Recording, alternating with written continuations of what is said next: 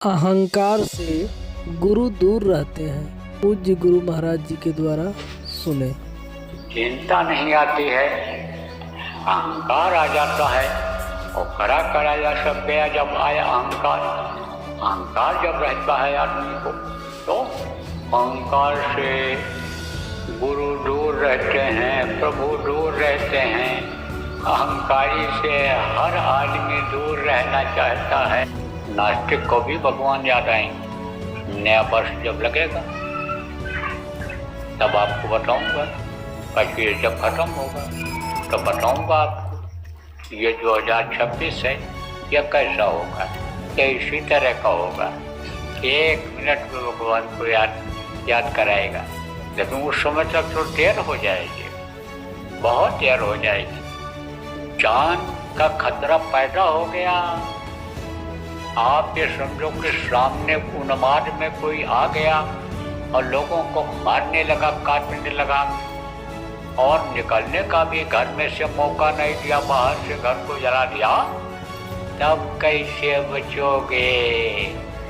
इसलिए तब तक देर हो जाएगी। या आने वाले खराब समय से बचने का उपाय आप सब लोग कर लो प्रेमियों, ये बचत करेगा, यही वचन आपका साथ देगा।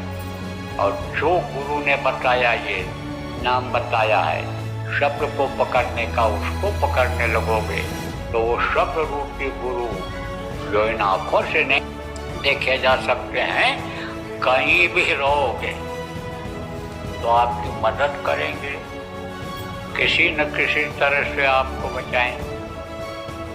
तकलीफ जरूर होगी क्योंकि देर हो जाएगी तब तक कि कहीं आग लगी है, निकल नहीं पाए, कहा जा रहा है आग लगने वाली है, आग लगने वाली है, धुआं निकल रहा है, कभी भी आग लग जाए, वो लपट आ जाए और घर जलने लग जाए और निकलोगे नहीं, घर नहीं छोड़ोगे, यानी प्रेम मोहब्बत नहीं खत्म करोगे, घर से परिवार वालों से प्रेम नहीं खत्म करोगे, जब आग लग जाएगी तो निकल भी गए किसी तरह से तो जाओगे किधर से? रास्ते में आपको लग जाएगी आग तो रोएं झुलस जाएंगे, चाहे खा लें झुलस जाएंगी, जान भले बच जाए लेकिन तकलीफ तो होनी ही होनी रहेगी। इसलिए प्रेमियों, सब मिला करके ये बात समझो कि जो यह मुहूर्त है, जो यह अवसर मिला है, इससे चूकना नहीं है।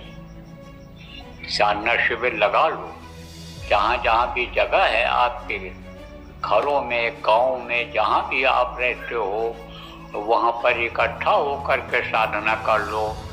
शहर के आदमी हो, वहाँ जगह नहीं है, कहीं नहीं व्यवस्था बन सकती है, तो आप लोग अपने अपने घरों में साधना करो।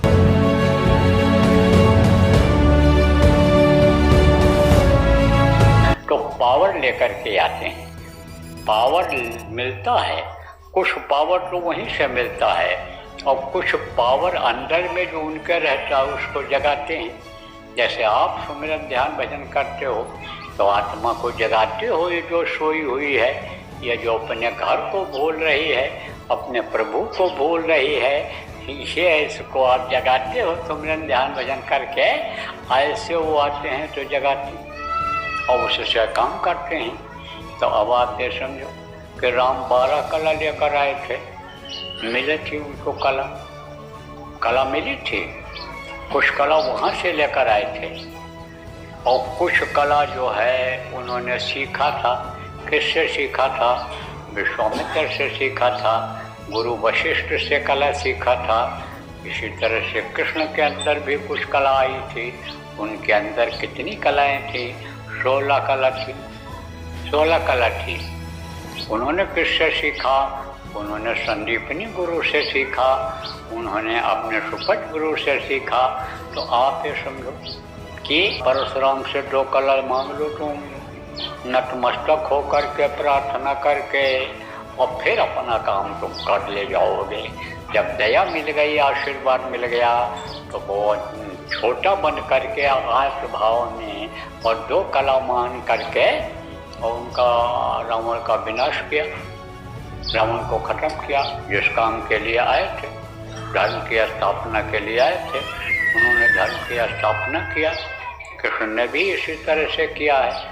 तो आपको मैं बता रहा था कि ये कला कुछ प्राप्त की जाती है और कुछ वहाँ से मिल जाती है, उसी से उनका संस्कार बन जाता है